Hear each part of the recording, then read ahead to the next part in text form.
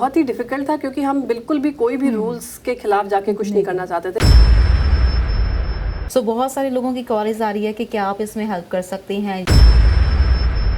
जो भी एम्बेसी या काउंसलेट उस कंट्री में है वो आपकी ज़रूर मदद करेगा। अभी आपने जैसे इंटरनेशनल स्टूडेंट्स की बात की है तो मैं 2-3 चीज़ें ज़रूर यहाँ पे मेंशन करना चाहूँगी बच्चों के लिए जो नए स्पेशली आए हैं। स्टूडेंट इंटरनेशनल स्टूडेंट से ये अपील की गई थी कि अपने आप को रजिस्टर ज़रूर करवाएं। जी। सो ये रजिस्ट्रेशन कितनी ज़रूरी है और किस लिए करवाई जा रही थी? आप अपना डिटेल्स दे दीजिए, पर्सनल डिटेल्स, या हमारे अकाउंट में इतना पैसा जमा कर दीजिए, वरना आपका अभी नया मैंने देखा है कि काउंसलेट के नंबर से भी कोई फ़ोन जाने लगे हैं कुछ लोगों को, तो ये भी हम लोग इस तरह से फ़ोन नहीं करते हैं और पर्सनल डिटेल्स तो डेफिनेटली नहीं मांगते।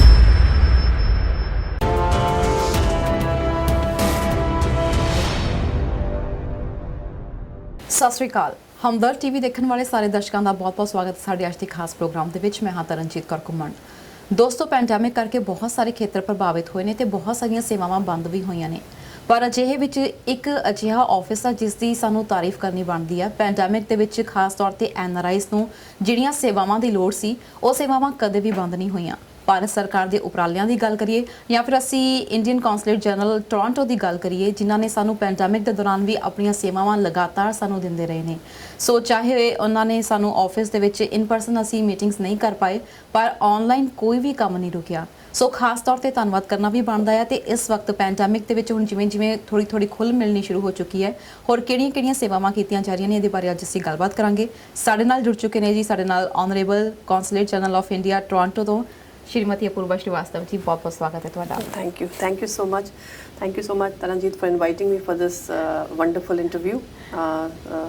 सभी दर्शकों को मेरा बहुत बहुत नमस्कार, सत श्री अकाल। सो मैम, पैंडेमिक के दौरान बहुत सारे काम थे जो कि ऑनलाइन हो गए, तो पैंडेमिक के दौरान ये बहुत ही डिफरेंट एक्सपीरियंस रहा सबका काम का।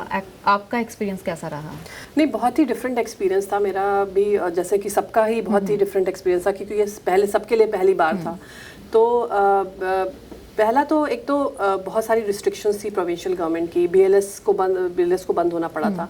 तो हम लोगों के लिए तो एक्चुअली काम बहुत ज़्यादा बढ़ गया था। एक तो ना केवल सारी एप्लीकेशंस पोस्टल के थ्रू आ रही थी, जैसे अगर आप कोई आदमी आके खुद एप्लीकेशन देता है तो आधी चीज़ें वो भर देता है, कुछ उसकी प्रॉब्लम होती है तो हम तुरंत सॉल्व कर देते हैं, बट यहाँ हमें खुद सब कुछ अपलोड करना पड़ा था। एक तो वो चीज़ें थी जो कि हमारा काउंसलर वाला काम बढ़ गया था। दूसरा, हमें जो रिपैट्रिएशन फ्लाइट्स थी उसमें बहुत ज़्यादा हमारा काम बढ़ गया था। तो एक्चुअली हम लोग शिफ्ट्स में काम करते थे, प्लस रिस्ट्रिक्शंस थी, तो कुछ लोग सुबह जल्दी आ जाते थे, फिर दोपहर में चले जाते थे, कुछ लोग दोपहर में आके रात तक काम करते थे क्योंकि काम तो बढ़ गया था और हमें फिर एयरपोर्ट जाना होता था वहाँ रिपैट्रिएशन फ्लाइट्स के चलते। तो हमारा तो एक्चुअली कोविड के दौरान बहुत ज़्यादा काम हो गया था, बहुत ज़्यादा हुआ, क्योंकि यहाँ पर ये है कि सर्विसेज भी इन पर्सन बंद हो चुकी थी। ऑनलाइन बहुत ज़्यादा बैकलॉग हो गया, लोगों ने ऑनलाइन अप्लाई करना शुरू कर दिया।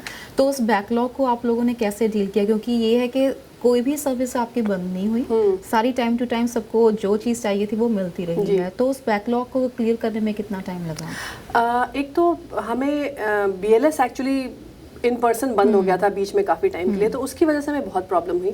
लेकिन लेकिन बैकडोर में तो मतलब इन द सेंस कि जो पीछे जो वाला जो काम था वो लोग बिकॉज इट्स एसेंशियल सर्विस तो वो लोग कर रहे थे, तो एक्स्ट्रा लोग हमें हायर करने पड़े। और जैसा भी मैंने बताया कि उसमें भी रिस्ट्रिक्शंस थे कि दूर बैठना है, मास्क लगाना है, तो हम जगह तो उतनी है हमारे पास, तो हमने शिफ्ट्स में बहुत सारे काम किए। और हमारे लिए वीकेंड्स फिर बहुत ज़्यादा बिजी हो गए क्योंकि वीकेंड्स में सब लोग आते थे। तो इस तरह से हमने धीरे धीरे करके और लोगों को हायर करके काम ख़त्म किया। थोड़ा सा डिले हुआ, ये मैं मानती हूँ, क्योंकि एक तो पोस्टल में आने और जाने में मतलब जो पोस्टल सर्विसेज हैं वो भी थोड़ी डिलेड थी कि जो चीज़ अगर 3 दिन में पहुँचती है तो हमारे पास 1 हफ्ते में पहुँच रही है। उसके बाद फिर पीसीसी एप्लीकेशंस इतनी ज़्यादा बढ़ गई थी बिकॉज गवर्नमेंट ऑफ कनाडा ने जो नए एप्लीकेशंस मांगे थे, तो उसकी वजह से पीसीसी एप्लीकेशंस हमारी बहुत बढ़ गई थी। तो वो सब धीरे धीरे बैकलॉग कम हुआ और लोगों को हायर करके सैटरडे संडेज आके, वीकेंड्स में आके, छुट्टियों में आके, तो और लोगों को हायर करके। तो ये तो था कि जो ऑनलाइन सर्विसेज थी, इसके अलावा भी बीएसएल ने बहुत काम किए हैं। ओसीआई की कार्ड रिन्यूअल की बात करें, वो भी अलग अलग कैंप्स लगे हैं, लाइफ सर्टिफिकेट्स के लिए अलग अलग कैंप्स जी। लगाए गए हैं, तो ये सारा कुछ फिर कैसे मैनेज किया है? ये वही तो बहुत ही डिफिकल्ट था, क्योंकि हम बिल्कुल भी कोई भी रूल्स के खिलाफ जाके कुछ नहीं करना चाहते थे, विद इन द रूल्स करना चाहते थे। तो जहाँ पे भी हम कैंप्स लगा रहे थे उनके साथ हमने शुरू में हमने कहा कि आप अगर मैनेज कर पाएंगे with in the rules and regulations तो फिर हम करेंगे। और लाइफ सर्टिफिकेट में भी वो भी टाइम बाउंड होता है, नवंबर दिसंबर तक बिल्कुल ही देना होता है। वो बाद में गवर्नमेंट ऑफ इंडिया ने एक्सटेंड कर दिया था फरवरी तक, लेकिन उस वक्त तो हमें पता था कि नवंबर में ही देना है। तो हमने ज़्यादा कैंप्स लगाए एक तो, कि जैसे अगर हम 2 कैंप्स लगाते थे महीने में, हमने 6 कैंप्स लगाए ताकि लोगों के, और प्लस हमने रजिस्ट्रेशन कराया कि भाई अगर आपको कैंप में आना है तो आप रजिस्टर करिए, ताकि हम एक्चुअली उनको अपॉइंटमेंट दे के करें।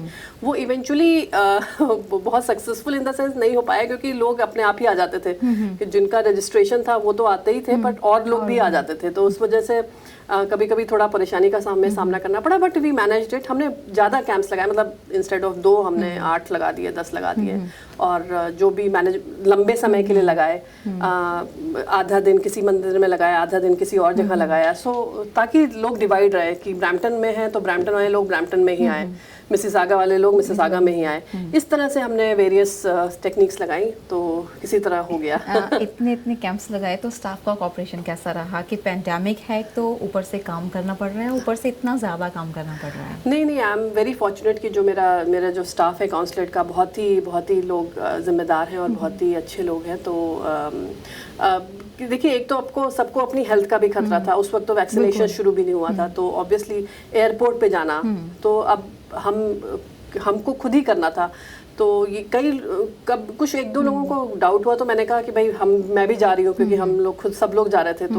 तो फिर नहीं, बहुत अच्छा कोऑपरेशन था। अपना हेल्थ का है, प्लस फिर उसके बाद एक्स्ट्रा काम है, वीकेंड्स में भी आप सब लोग आ रहे थे। तो but I am very thankful that I have got a very good staff. एक तो थी कि जो इंडियन गवर्नमेंट की ओर से सर्विसेज दी जा रही हैं वो तो आप लोगों ने जारी रखी हैं, लेकिन कुछ वेलफेयर स्कीम्स फंड्स भी आपने शुरू किए हैं। तो इनमें से ये एक है ICWF, उसके बारे में हमें ज़रूर बताएं, क्या ये कौन सा फंड है? ICWF का फुल फॉर्म हुआ इंडियन कम्युनिटी वेलफेयर फंड। तो जैसे ही नाम से आपको पता चल रहा है कि ये बेसिकली जो इंडियन कम्युनिटी बाहर रहती है उसके वेलफेयर के लिए ये फंड बनाया गया है। ये जो काउंसलर सर्विसेज प्रोवाइड करते हैं उसका कुछ थोड़ा सा हम लोग इस निकाल के, उस जो हमारी जो रेवेन्यू आती है उससे निकाल के थोड़ा सा हम इस फंड में डाल देते हैं। ये 2009 में इस्टेब्लिश हुआ था।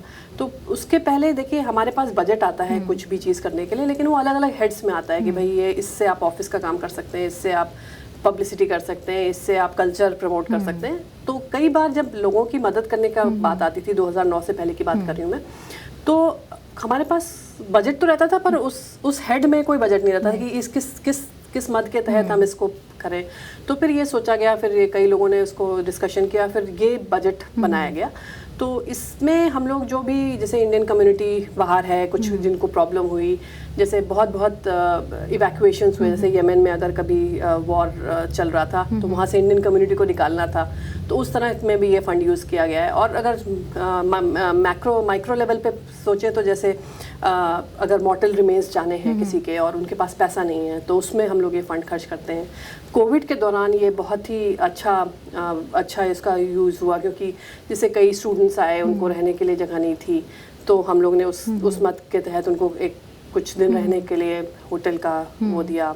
कुछ लोग इंडिया वापस जाना चाहते हैं, उनके पास जाने के लिए टिकट नहीं है, तो वो भी हम खर्च कर सकते हैं। तो ये means basis, time tested basis पे है। मतलब ऐसा नहीं है कि हम जो भी आएगा उसको दे देंगे, बट हम एक बार चेक करते हैं कि उसकी फाइनेंशियल कंडीशन कैसी है। अगर उसके पास अलग से अपना पैसा नहीं है तो फिर हम उसकी मदद करते हैं। आपने बोला कि आप बहुत सारे लोगों की ऐसे मदद करते रहे हैं, पैंडेमिक के दौरान स्टूडेंट्स की बहुत ज़्यादा मदद की है, तो कम्युनिटी के साथ कांटेक्ट फिर आपका कैसे होता था कि अगर ऐसे कोई बच्चे हैं, नीडी हैं या जिनकी हमें मदद करनी है, तो कैसे आप उनके साथ कांटेक्ट करते थे? हाँ, शुरू में हम लोगों को बहुत दिक्कत हो रही थी। कहीं मतलब वैसे तो सब सारे कम्युनिटी से हमारा अलग अलग कांटेक्ट है, तो सब हमें फ़ोन करते थे, लेकिन कई बार जैसे किसी का फ़ोन आया कि भाई न्यू ब्रंसविक में कोई बच्चा है जो परेशान है, या न्यू ब्रंसविक में किसी को कोविड हो गया, उसको खाना पहुंचाना है। तो ऑब्वियसली हम लोग यहाँ टोरंटो में रहते थे, तो इसलिए हम लोग ने एक व्हाट्सएप ग्रुप क्रिएट किया हमारे पास करीब 130 ऑर्गेनाइजेशंस का डेटाबेस है। जो भी हमारे साथ और भी कोई कम्युनिटी ऑर्गेनाइजेशन हमारे साथ रजिस्टर करना चाहती है तो हमारी वेबसाइट पे रजिस्ट्रेशन फॉर्म है। तो 130 उनका हमने उनके हेड्स को सबको एक व्हाट्सएप ग्रुप उसमें क्रिएट किया, और भी जो लोग हमें पता चलता रहे कि ये लोग मदद कर रहे हैं तो उनको भी हमने उस व्हाट्सएप ग्रुप में डाला। करीब 100 लोगों का ग्रुप था। उसमें जिसको भी कुछ भी पता चलता था कि भाई अच्छा मान लीजिए मैनिटोबा में कोई बच्चा परेशान है, उसको खाना नहीं मिल रहा है, उसको रहने की ज़रूरत है, तो मैनिटोबा के जो ग्रुप्स थे वो तुरंत उसकी मदद कर देते थे। अगर उनके पास वो फाइनेंशियल अपना अगर वो मनी रेज कर सकते थे तो ठीक है, अगर नहीं कर सकते थे तो हम लोग उनकी ICWF के थ्रू मदद कर देते थे। तो इस तरह से ये बहुत ही अच्छा कोऑपरेशन नेटवर्क हम लोगों का बन गया है। अभी भी वो ग्रुप जिंदा है, लेकिन मतलब उसकी वजह से काफ़ी एक तो आपस में ऑर्गेनाइजेशन कम्युनिटी ऑर्गेनाइजेशंस एक दूसरे को जानने लगे हैं, विच इज़ वेरी इंपॉर्टेंट। क्योंकि और भी चीज़ों में जैसे अभी इंडिया 75 हम लोग मना रहे हैं तो उसमें भी हम लोग के आइडियाज़ एक दूसरे से शेयर कर सकते हैं उस ग्रुप में कि अच्छा आपने 75 प्लांट्स लगाए हैं तो हम लोग लाइटिंग करा सकते हैं। तो इस तरह की चीज़ें भी वो ग्रुप अभी भी है और हम लोग उसको बहुत अच्छे से यूज़ कर रहे हैं। पर उस ग्रुप की वजह से बहुत लोगों की मदद हुई है, मैं ये कह सकती हूँ। अभी आपने जैसे इंटरनेशनल स्टूडेंट्स की बात की है तो बहुत सारे स्टूडेंट्स अभी यहाँ पर फॉल सेशन शुरू होने लगा है तो यूनिवर्सिटीज़ कॉलेजेस में आ रहे हैं, लेकिन इंडिया से डायरेक्ट फ्लाइट्स के लिए अभी कनाडा ने भी जो है परमिशन नहीं दी। तो बहुत सारे स्टूडेंट्स थर्ड कंट्री के जरिए यहाँ पर आ रहे हैं और कुछ लोग फंस भी रहे हैं वहाँ पर। तो उनकी यही है कि शायद हमें टोरंटो लैंड करना है, हमें यहाँ पर इंडिया पियर्सन एयरपोर्ट पे लैंड करना है, तो शायद इंडियन कॉन्सुलेट हमारी हेल्प कर सकता है इसमें। सो बहुत सारे लोगों की कॉलेज आ रही है कि क्या आप इसमें हेल्प कर सकते हैं, या जो लोग वहाँ पर फंसे हुए हैं आप लोग क्या कर सकते हैं उसके लिए? नहीं, ये बहुत ये एक्चुअली दो चीज़ें हैं। एक तो पहले कि फ्लाइट्स बंद हैं। तो हम लोग ने कैनेडियन गवर्नमेंट से ये रेज़ किया है और हम लोग लगातार कर रहे हैं, हर लेवल पे कर रहे हैं कि प्लीज़ इसको रिस्टोर करिए, क्योंकि जो इंडिया में कोविड केसेस अभी कंट्रोल में है और वैक्सीनेशन भी धीरे धीरे बढ़ रहा है। हम लोग ने ऑलरेडी करीब 550 मिलियन लोगों को ऑलरेडी वैक्सीनेट कर दिया है। परसेंटेज वाइज तो कम है क्योंकि हमारी पॉपुलेशन इतनी ज़्यादा है, बट हम लोग काफ़ी अच्छी गति से जो है वैक्सीनेशन हो रहा है और कोविड केसेस भी पहले की अपेक्षा बहुत कम है। तो हमने कैनेडियन गवर्नमेंट से रिक्वेस्ट किया है कि इसको प्लीज़ आप डायरेक्ट फ्लाइट्स खोल दीजिए, बट अभी 21 सितंबर तक तो बंद ही है। तो इसकी वजह से डायरेक्ट फ्लाइट की वजह से जिन बच्चों के पास वीज़ा है और जिनके सेशंस में अभी स्टार्ट होने वाले हैं वो लोग थर्ड कंट्री के थ्रू आ रहे हैं। तो उनसे मैं बच्चों से यही कहना चाहूँगी कि आप प्लीज़ सारी इन्फॉर्मेशन लेके ही फिर कोई फ़्लाइट्स वगैरह बुक करिए, क्योंकि क्या क्वारंटाइन वहाँ पे प्रोसीजर्स है, कितने दिन का क्वारंटाइन है। जैसे कई बार कुछ लोग किसी कंट्री में गए, वहाँ उनको पता था कि 3 दिन का क्वारंटाइन है, फिर अचानक चेंज हो गया 12 दिन का क्वारंटाइन है। तो बच्चे और उनकी टिकट्स भी फिर चेंज करनी पड़ी उनको, तो काफ़ी पैसे का नुकसान हुआ। प्लस आपको इतने दिन होटल में रहना है, प्लस RT-PCR टेस्ट है, और भी चीज़ें जैसे RT-PCR टेस्ट एयरपोर्ट के अंदर होता है कि बाहर होता है। अंदर होता है तो ठीक है, बाहर होता है तो आपके पास वीज़ा है उस कंट्री का कि नहीं है। तो ये सब चीज़ें आप बहुत ही अच्छे से पता करके तभी आप इस तरह की फ़्लाइट्स लीजिए। और अगर मान लीजिए आपने ले लिया, कोई प्रॉब्लम आपको आई थर्ड कंट्री में, तो डेफिनेटली आप इंडियन स्टूडेंट हैं, इंडियन सिटीज़न हैं, आप जो भी एम्बेसी या काउंसलेट उस कंट्री में है वो आपकी ज़रूर मदद करेगा, आप उन्हें कॉन्टैक्ट करिए। कुछ समय पहले हमने ये भी देखा था कि इंडियन काउंसलेट की ओर से इंडियन खासतौर पर स्टूडेंट इंटरनेशनल स्टूडेंट से ये अपील की गई थी कि अपने आप को रजिस्टर ज़रूर करवाएं। सो ये रजिस्ट्रेशन कितनी ज़रूरी है और किस लिए करवाई जा रही थी? नहीं, देखिए अभी भी हम सबसे ये मेरी गुजारिश है, सबसे मेरा रिक्वेस्ट है कि प्लीज़ अपना जब भी कोई भी इंडियन स्टूडेंट आए, बल्कि आने से पहले ही आप रजिस्टर कर दीजिए अपने आप को। हमारी वेबसाइट पर रजिस्ट्रेशन फॉर्म है, ये बहुत ज़रूरी है, क्योंकि आप जैसे कोई भी बच्चा आता है तो उसको लगता होगा कि हमें क्यों ज़रूरत है इंडियन कॉन्सुलेट में, पर कई चीज़ें हैं, कई इन्फॉर्मेशन हमें देनी होती हैं, कई बातें हमें बतानी होती हैं जो कि अगर आपका ईमेल, आपके कॉन्टैक्ट हमारे पास है तभी हम बता सकते हैं। और दूसरा, इमरजेंसी सिचुएशन जो है उसमें जैसे किसी बच्चे का एक्सीडेंट हो गया, हमें पता चला, अब हम ढूंढ रहे हैं, रात में 12 बजे हमें पता चला, हम किसको फ़ोन नहीं, हम यूनिवर्सिटी को फ़ोन कर सकते हैं, हमें पता नहीं है कि इंडिया में क्या नंबर है। तो अगर आपके हमारे डेटाबेस में आपका नाम होगा तो हम बहुत ही आसानी से आपकी मदद कर सकते हैं। दूसरी चीज़ है, बहुत इन्फॉर्मेशन हमें देनी होती है, जैसे कि मैं 2-3 चीज़ें ज़रूर यहाँ पे मेंशन करना चाहूँगी बच्चों के लिए जो नए स्पेशली आए हैं। मेरा एक्सपीरियंस 2 साल का है। काफ़ी जो बच्चे हैं समर टाइम में काफ़ी लोगों की ड्राउनिंग से डेथ होती है। तो मुझे भी पहले बहुत आश्चर्य होता था कि कितने इतने सारे बच्चे मतलब ड्राउनिंग कैसे हो जाता है। तो यहाँ पे देखिए इंडिया से डिफरेंट सिस्टम है। एक तो यहाँ पे स्पेसिफाइड जगह है जहाँ पे आप तैर सकते हैं, जहाँ पे नहीं तैर सकते हैं। प्लस ऊपर से कभी कभी देखने में लगता है कि बिल्कुल अच्छा वाटर है, प्लेन है, बट अंदर जाके करंट होते हैं। तो इसलिए और दूसरी चीज़ है बहुत टेम्परेचर डिफरेंस है, बहुत ठंडा होता है यहाँ का पानी। इंडिया में हल्के जैसे टेम्परेचर के हिसाब से गर्म होता है, यहाँ पे बिल्कुल गर्मी रहेगी लेकिन पानी बहुत ठंडा होगा। तो अचानक टेम्परेचर डिफरेंस से भी बहुत ज़्यादा फर्क पड़ता है। तो बच्चों से ये मैं कहना चाहूँगी कि प्लीज़ जहाँ स्पेसिफाइड जगह है बस वहीं पे करिए स्विमिंग, इधर उधर जाने की कोशिश मत करिए। बहुत सारी डेथ्स हुई हैं जो ड्राउनिंग से हैं। हफ्ते में मुझे 1 या 2 इंसिडेंट ऐसे मिल जाते हैं जो कि बच्चे को ड्राउनिंग से डेथ होती है। इसी तरह अगर हम विंटर्स में देखें तो बहुत सारी डेथ्स होती हैं, वो एक्सीडेंट से होती हैं। तो पहला तो यहाँ पे आइस रहती है, तो उसमें आप इंडिया की इंडिया की सिचुएशंस में आप ड्राइव करते हैं। पहले तो वो left hand drive right hand drive का फ़र्क है। दूसरा फिर आइस सिचुएशंस में आपने नहीं ड्राइव किया होता है तो उसमें एक्सीडेंट होने का चांस ज़्यादा रहता है। थर्ड जो चीज़ होती है वो कि बैक पैसेंजर्स होते हैं, कई ऐसे हमें इंसिडेंट पता चले जिसमें बैक पैसेंजर्स ने सीट बेल्ट नहीं लगाई है, तो एक्सीडेंट हुआ। आगे वाले लोग बच गए क्योंकि उन्होंने सीट बेल्ट लगाई थी, पीछे वाले लोग जो थे उनकी डेथ हो गई। तो सारी जो बहुत ही, अगर आप ड्राइव कर रहे हैं तो बहुत ही केयरफुली ड्राइव करिए। प्लस यहाँ के जितने रूल्स रेगुलेशंस हैं उनको ज़रूर फॉलो करिए। तो इस तरह की इन्फॉर्मेशन हम देना चाहते हैं। एक और चीज़ जो बहुत हमें कंप्लेंट्स मिलती हैं, जैसे कि जैसे ही बच्चा नया आए तो फेक कॉल्स बहुत तरह की होती हैं, स्कैम कॉल्स कि भाई हम यहाँ CRA से फ़ोन कर रहे हैं या हम CBSE से फ़ोन कर रहे हैं कि आप अपना डिटेल्स दे दीजिए, पर्सनल डिटेल्स, या हमारे अकाउंट में इतना पैसा जमा कर दीजिए वरना आपका वीज़ा कैंसिल हो रहा है। इस तरह की फेक कॉल्स बहुत आती हैं। तो जो नया बच्चा आया है उसको तो ऑब्वियसली थोड़ा डर लग जाएगा। तो अगर आपका कॉन्टैक्ट हमारे पास है, हमारा कॉन्टैक्ट आपके पास है, तो you can always check with us.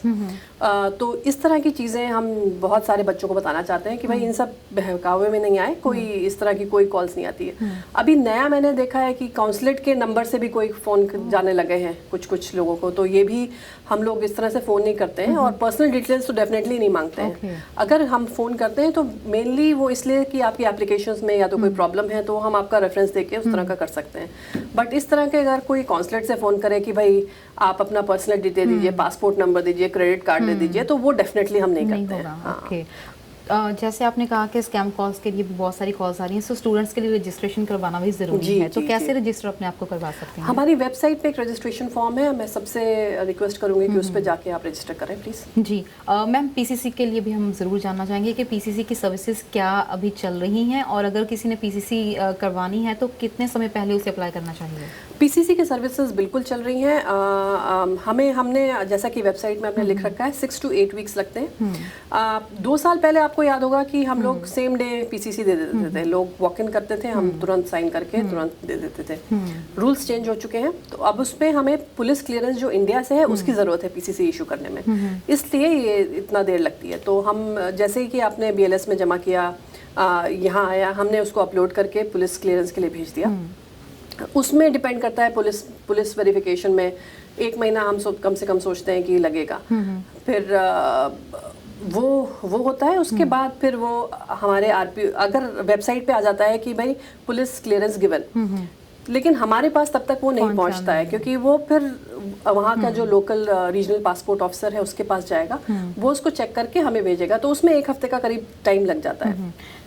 तो एक हफ्ते का टाइम लगता है, लेकिन इस पैंडेमिक के दौरान आपको कितना बैकलॉग का सामना करना पड़ा है? इस पैंडेमिक के दौरान मैं बताऊंगी आपको कि आप हैरान होंगे कि पिछले साल अगर जनवरी टू जून का मैं फिगर दूं तो करीब 12,000 PCC हमने इशू करी थी। इस साल जनवरी से जून के भीतर हमने करीब 68,000 PCCs इशू करी हैं। तो इतना 600% का इंक्रीज था PCC में, क्योंकि काफ़ी परमिट्स वगैरह का दिए गए हैं कनेडियन गवर्नमेंट के तहत, तो काफ़ी लोगों ने PCC ली। तो बहुत ज़्यादा हमारा बैकलॉग हो गया था, उसकी वजह से हमें काफ़ी वीकेंड्स में आते रहे हम लोग। प्लस काफ़ी लोगों को हमने BLS ने काफ़ी लोगों को हायर किया, हमने काफ़ी लोगों को हायर किया। तो बट आई थिंक अब हम लोग काफ़ी अब मैनेज हो गया है। अभी एक दिन तो कभी 4,000 PCC एक दिन में हमारे यहाँ आई है। तो हमारी कैपेसिटी नहीं है उतना। क्या तो बात है। हाँ, लेकिन अब वापस हो गई है, अब 300 से 400 आ रही है, तो वो हम लोग आराम से कर पा अब रहे हैं। बैक टू नॉर्मल हो रहे जी। हैं। तो अभी जैसे कनाडा में भी टूरिस्ट वीज़ा पर अभी पाबंदी लगाई हुई है क्योंकि 4th वेव अभी यहाँ पर आ चुकी है। तो बात करें वहाँ पर इंडिया की, तो इंडिया में भी अभी पैंडेमिक की सिचुएशन अभी थोड़ी कंट्रोल में हो रही है। तो क्या गवर्नमेंट ने वहाँ पर कुछ रिवोक किया है, जैसे ई वीज़ा की बात करें या टूरिस्ट वीज़ा को लेकर? हाँ, अभी ई वीज़ा और टूरिस्ट वीज़ा हम लोग नहीं दे रहे हैं। नहीं दे रहे हैं। नहीं, हाँ। कौन कौन से वीज़ा अभी चल रहे हैं या कैसे इंडिया विजिट किया जा सकता है, कौन लोग कर सकते हैं? नहीं, आप सब लोग ही कर सकते हैं वीज़ा। हम लोग एक्स करके एक वीज़ा है वो दे रहे हैं। तो अगर आप BLS के थ्रू अप्लाई करिए, हम बस आपका इंडियन ओरिजिन प्रूफ हम एक बार देखते हैं और उसके बाद हम वो कर देते हैं वीज़ा। नहीं, वीज़ा आप अप्लाई कर सकते हैं कोई भी। हम टूरिस्ट वीज़ा आपको नहीं देंगे और आप इलेक्ट्रॉनिक वीज़ा भी नहीं अप्लाई कर सकते हैं, बट बाकी वीज़ा हम दे रहे हैं। बाकी वीज़ा चल रहे हैं। अभी जिनकी पासपोर्ट की रिन्यूअल की ज़रूरत है, तो क्या वो इन पर्सन आकर करवाना पड़ेगा या वो BLS के ज़रिए ही होगा? नहीं, आप BLS के जरिए करवा सकते हैं। अगर आपको इमरजेंसी है तो आप काउंसलेट आके करवा सकते हैं। इमरजेंसी में आया जा सकता है। वैसे जी। इन पर्सन के लिए अभी कौन कौन सी सर्विसेज के लिए इन पर्सन खुला है या आगे चलकर कभी कब तक खुलेगा? नहीं, काउंसलेट हमारा खुल गया है इन पर्सन सर्विसेज के लिए, लेकिन सब कुछ अपॉइंटमेंट बेस्ड है। हम आप वेबसाइट पे जाके अपॉइंटमेंट ले सकते हैं। और तो हम passport, emergency passport, emergency visa और अटेस्टेशन सर्विसेज, ये 3 सर्विसेज हैं जो आप इन पर्सन आके करा सकते हैं। जी। मैम, अगर कोई और सर्विसेज वगैरह चाहिए हो तो कैसे कॉन्सुलेट के साथ संपर्क कैसे कर सकते हैं, कैसे कांटेक्ट किया जा सकता है? सबसे आसान तरीका कॉन्सुलेट से संपर्क करने का है कि आप ईमेल हमें लिखिए। हमारे वेबसाइट पे सबके ईमेल हैं। पासपोर्ट के लिए अलग ईमेल है, जो भी आपको सर्विस चाहिए वो सारा हमने लिखा हुआ है वेबसाइट पे। उसको आप ईमेल करिए, तो फिर तो फिर अगर कोई क्वेरीज हो तब फिर, अदरवाइज आप नॉर्मल BLS के थ्रू जाके कोई भी सर्विस ले सकते हैं। आपके साथ कांटेक्ट करना हो तो कैसे कर सकते हैं? मेरा ईमेल है वेबसाइट पे, आप प्लीज़ मुझे लिखिए। मैं तो I will be very happy to be in touch with all of you. अभी 75th इंडिपेंडेंस डे सभी ने मनाया, इंडियन कॉन्सुलेट की ओर से कैसा रहा? बहुत ही बढ़िया रहा। मैं तो बहुत ही ज़्यादा, मतलब I am really surprised. The Indian community surprises me every time. इतना अच्छा रहा। एक तो तरह तरह के इनोवेटिव सॉल्यूशंस। एक तो जो यहाँ पे कॉन्सुलेट जो अपना फ्लैग होइस्टिंग करती है वो हुआ। ब्रैम्पटन सिटी हॉल में फ्लैग होइस्टिंग हुई। माइका ऑर्गेनाइजेशन है, उन्होंने 40 फीट इंटू 60 फीट का कनाडा और इंडिया का झंडा लगाया। इतना बड़ा झंडा शायद इंडिया से बाहर पहली बार हुआ था, ऐसा उनका कहना था। फिर पैनोरमा इंडिया का भी ड्राइव इन फेस्टिवल हुआ। वो भी यूनिक आइडिया था क्योंकि पैंडेमिक के रिस्ट्रिक्शंस के तहत वो नॉर्मल परेड नहीं हो पा रही थी, तो ड्राइव इन फेस्टिवल करा। फिर नायग्रा फॉल्स में फ्लैग होइस्टिंग हुई। वहाँ पे 75 फुट लंबा केक बनाया गया। और जो अगर इल्यूमिनेशन की बात करें तो नायग्रा फॉल ट्राइकलर में इल्यूमिनेट हुआ, CN टावर इल्यूमिनेट हुआ, ब्रैम्पटन सिटी हॉल इल्यूमिनेट हुआ, और ये भी ये मिसिसागा क्लॉक टावर को भी ट्राइकलर में करा गया। तो इतना सेलिब्रेशंस MEA मतलब इंडिया में भी हमने भेजा ये सब, तो काफ़ी वहाँ पे भी लाइक किया जा रहा है कि इतनी सारी चीज़ें हुई। अभी डायस्पोरा की बात करें, हमारा डायस्पोरा यहाँ पर बहुत है, खासतौर पर ओंटारियो की बात करें तो 2 साल का अभी तक का आपका एक्सपीरियंस यहाँ पर इंडियन कम्युनिटी के साथ कैसा रहा? नहीं, मेरा तो बहुत ही अच्छा एक्सपीरियंस रहा था। जब मैं पहली बार आई थी अराउंड सितंबर 2019, 2 साल पहले, तो उस वक्त दिवाली और गरबा अक्टूबर का टाइम था। तो अक्टूबर में तो मुझे किसी गरबा का इनवाइट आया, तो मैंने यही सोचा था कि भाई होंगे 8, 10, 12, 20 लोग होंगे और गरबा कर रहे होंगे। जब मैं गई वहाँ पे तो वो करीब 10,000 लोग गरबा कर रहे थे। तो मेरा तो उसी वक्त आंखें खुली कि बाप रे, इतना ज़्यादा यहाँ पे कम्युनिटी करती है। फिर दिवाली के जब इनवाइट्स आने शुरू हुए तो हम फिर मैंने बाद में काउंट किया, इतने सारे, क्योंकि मैं नई भी थी तो मैं चाह रही थी कि सब जगह जाऊँ मैं और सबसे मिलूँ। तो करीब 45 दिवाली के इवेंट्स मैंने अटेंड किए। तो वही मैं सबको बोलती हूँ कि इतने तो दिवाली मैंने इंडिया में भी मनाई जितनी मैं टोरंटो में से बाहर यहाँ पर इंडिया आकर बसा हुआ है। जी बिल्कुल। और खाना देखिए आप, सारा खाना यहाँ मिलता है, स्पेशलाइज्ड खाना मिलता है, हर स्टेट का मिलता है। मतलब आई डोंट थिंक सो कहीं और इस तरह का इंडिया जैसा माहौल होगा। बिल्कुल। तो जो अभी दर्शक आपको देख रहे हैं उन्हें कुछ कहना चाहेंगे आप? मैं एक तो बहुत बधाई देना चाहूँगी सबको कि 75 इयर्स ऑफ इंडियाज़ इंडिपेंडेंस, जिसको हम आज़ादी के अमृत महोत्सव के नाम से मना रहे हैं। तो आप सबसे मेरी रिक्वेस्ट है कि हम लोग इवेंट्स मनाएं। ये सेलिब्रेशंस 2 साल तक चल रही हैं, 2023 तक। तो अगर आपके पास इस सेलिब्रेशंस को मनाने के लिए कोई आइडियाज़ हैं, कुछ आप इवेंट्स ऑर्गेनाइज करना चाहते हैं, तो प्लीज़ कॉन्टैक्ट में रहिए। काउंसलेट हम लोग आपके लिए यहाँ पे हैं, आपके वेलफेयर के लिए हैं। तो अगर आपको कुछ भी ज़रूरत है, मेरा ईमेल खुद वेबसाइट पे दिया हुआ है, please feel free to write to me. अपना काउंसलेट को आप होम अवे फ्रॉम होम समझिए, और हम लोग आप ही के लिए हैं, बस मैं इतना कहना चाहूँगी।